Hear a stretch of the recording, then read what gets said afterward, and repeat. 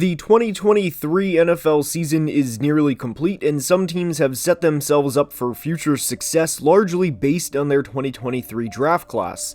Some teams had players step up in a big way in their rookie year, and they more than reaped the benefits this past year. In today's video, we will be discussing the 3 best draft classes from the 2023 draft 1 year later.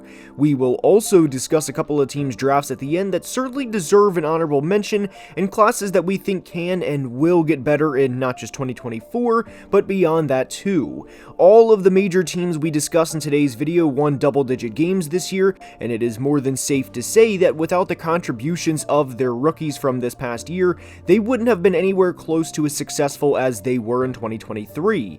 I also want to clarify before we start that of the 3 teams we thoroughly discuss, this is not a ranking of the 3, so I don't want it to be taken as the first team is the best, and you get the point. With that preface out of the way, we are going to head to the City of Angels to discuss the Los Angeles Rams.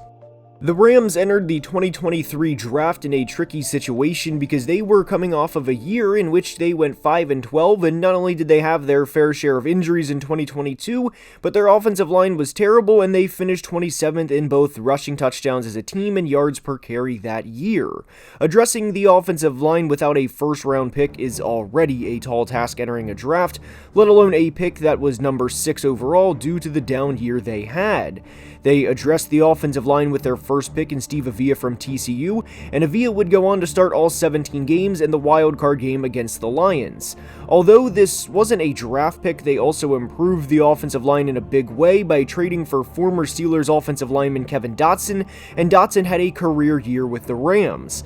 The Rams proceeded to nail both third-round picks in Byron Young and Kobe Turner, and I've went in depth before about how much I love Byron Young, and both players had phenomenal rookie seasons.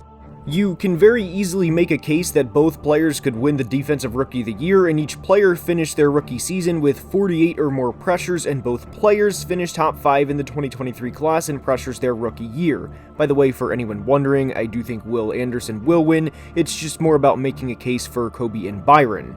For anyone wondering or thinking this, yes, you can very easily say they wouldn't have had the type of impact they had on another team, due in large part to number 99 on the Rams, who takes up a lot of opposing offensive linemen's attention, and while that part may be true, Byron and Kobe still had to step up and make plays this year, and they did. They combined for 17 sacks and 35 quarterback hits, and even if each player was an older prospect, as Kobe was 24 during his rookie year and Byron was 25, it does not matter from a draft evaluation standpoint because of how good each guy was during their rookie year. Getting not just one, but a pair of contributing pass rushers in one draft is rare territory in itself, let alone 2 guys that came in the 3rd round. If you were the Rams front office and were told this was going to be what you walk away with from the draft prior to it taking place, is 2 guys that will have 8+ sacks in their rookie year, well, any team would gladly take that, but it didn't stop there for the Rams. They drafted a receiver who had a pretty good year by the name of Puka Nacua. Puka would finish his rookie year with 105 receptions for 1,486 yards and 6 touchdowns and break the rookie receiving yards record. Cooper Kupp only played 12 games and is already 30 years old, and the Rams needed someone to step up, not just in place of Kupp when he was hurt of course, but a legit guy behind Kupp for the upcoming years as he enters his 30s. Needless to say, Puka more than stepped up, and he had 7 100-yard games in year 1 and finished 4th in receiving yards behind Tyreek Hill, CeeDee Lamb, and Amon-Ra St. Brown. That's it. Those are the 3 guys Puka finished behind in his rookie year. I know a lot of people have been asking for a Rams video, and we will eventually get there, but the success this draft class had, combined with Matt Stafford getting up there in age, puts this franchise in a bit of a weird spot because at some point they will have to replace the 36-year-old Stafford. But walking out of the 2023 draft with 4 starters will get your franchise back to a good spot, and that's where the Rams are. They can compete with anybody, and this may be a hot take, but I think if they beat Detroit in the wild card round, I do think they would have went to the NFC Championship game. That is hearsay, but my point is they are a damn good team, and it's because they were one of the biggest winners from the 2023 draft. Also, shout out 7th round punter Ethan Evans. From the City of Angels, we go across Arizona and Walter White's territory in New Mexico, and eventually to Houston to discuss the Texans' draft class. The Texans entered the 2023 season with very little expectations, as why would they have expectations?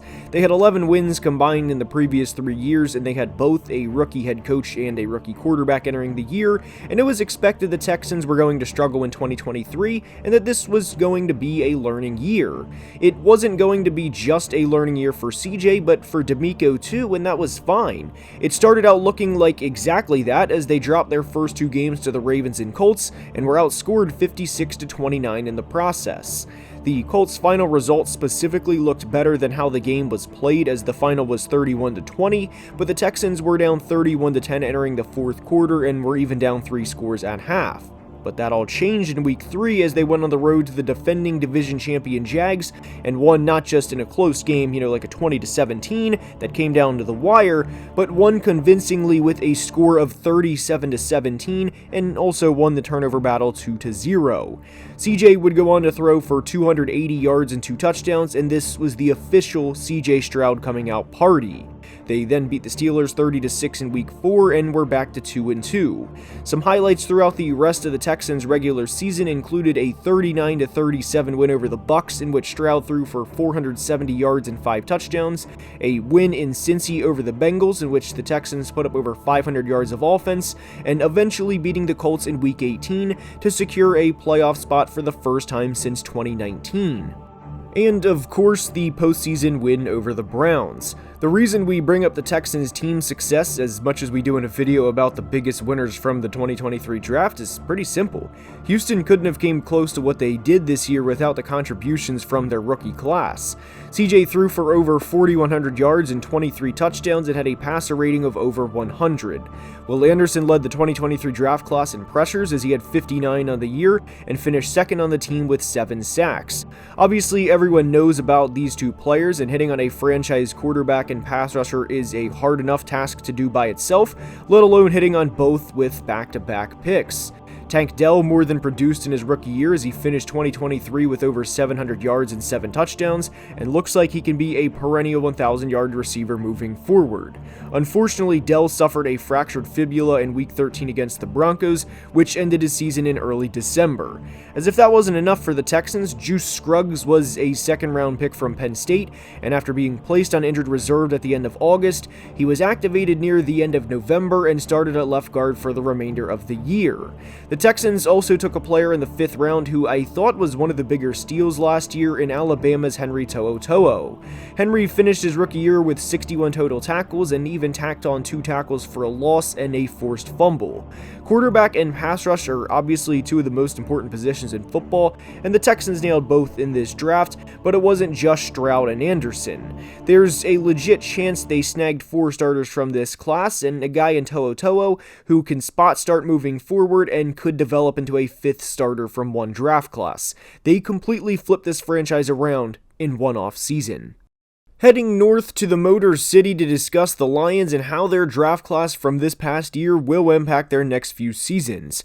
The Lions had 4 picks in the top 45, which is a great start to a draft as there's a lot of opportunity for success, but at the end of the day, you still have to hit on the picks. You can have as many draft picks as you want, but if you draft bust after bust after bust, it doesn't mean a damn thing. But 1 year later, 2 of those 4 picks they had in the top 45 were named Pro Bowlers in running back Jahmyr Gibbs and tight end Sam Laporta. Laporta finished his rookie year with 86 receptions for 889 receiving yards and an unreal 10 receiving touchdowns. The Lions acquired an extra first-round pick from the Matt Stafford trade, which occurred back in 2021, and acquired an extra second-round pick from the Vikings, in which they sent tight end TJ Hockenson to their division rival. Being able to acquire 2 playmakers for their offense for at least the next 4 years is huge, because both Gibbs and Laporta will be on heavy discounts relative to the production they provide due to the rookie contract scale.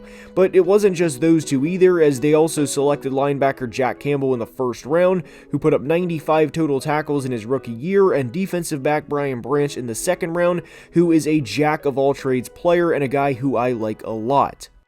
In Branch's rookie year, he had 74 total tackles, 7 tackles for a loss, and even tacked on a sack, and of course had a pick 6 in week 1, which helped the Lions secure the win over the Chiefs.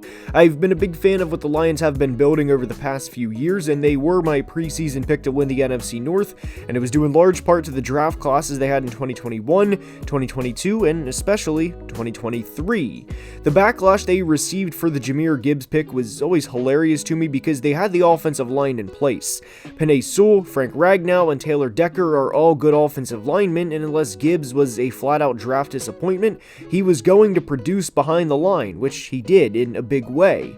The whole drafting running backs in the first round narrative is ridiculous because if a guy can make that big of an impact, it's pretty simple. Draft him. Jack Campbell will improve in year 2, and that's already coming off of a rookie year in which he again had 95 total tackles.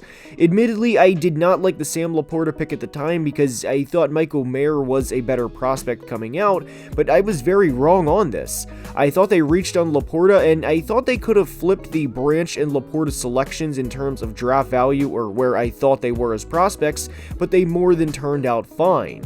The Lions' draft success over the past few years has not happened by accident, nor has their on-field success, which culminated in an NFC Championship game appearance this past year. They already have 2 Pro Bowlers from this class after 1 season, and with the expected jumps I think Campbell and Branch will take in 2024, I think there's a good chance the Lions go 4 for 4 with 4 Pro Bowlers in their first 4 selections from the 2023 draft. Simply put, there's not many classes like the Lions' 2023 draft. Next up is Seattle, as Seattle quietly had a good rookie class, which of course was highlighted by Devon Witherspoon. Devon finished his rookie year with 79 total tackles as a corner, which is a very high number in itself, and even tacked on 8 tackles for a loss. We graded the Witherspoon pick in grading the 2023 draft class 1 year later, which will be linked at the end for those interested, but they also received production from Jackson Smith-Njigba, Zach Charbonnet, and Anthony Bradford. JSN was not intended to be a huge production guy in year 1, due in large part to the presence of veteran Tyler Lockett, but I do think Seattle will eventually have a lockdown corner and a consistent 1,000-yard receiver from their first round picks. I was a huge fan of Charbonnet coming out of UCLA last year, and he had over 650 yards from scrimmage in year 1, and I think the Seahawks can have a solid duo in Kenneth Walker and Charbonnet. Derek Hall had a disappointing year as a second-round pick, but I like the potential of Seattle's 2023 class quite a bit, which of course is highlighted by Witherspoon. The Steelers had one of my favorite classes, as after the first 2 days of the draft, I thought they had 3 players with first-round talent in Broderick Jones, Joey Porter Jr., and Keanu Benton. Of course, the big fella Darnell Washington can't be left out either. I want the Steelers to move Broderick back to the left side in 2024, and if they do, I think they have their left tackle of the future, and a guy who will start there for the next 8 to 10 years. Joey Porter Jr. should have been a first-round pick, and him falling out of the first round was always baffling to me on how teams passed on such a good prospect. I love the potential of Benton and Darnell Washington and think both players can make a big impact next year, especially Keanu. I wanted to shout out the Seahawks and Steelers because I think their classes will take a big step next year. I hope you enjoyed today's video, and if you did, please like and subscribe, as only about 33% of people watching are subscribed, and it helps the channel tremendously. Until next time, please be safe and have a great day. Love you guys.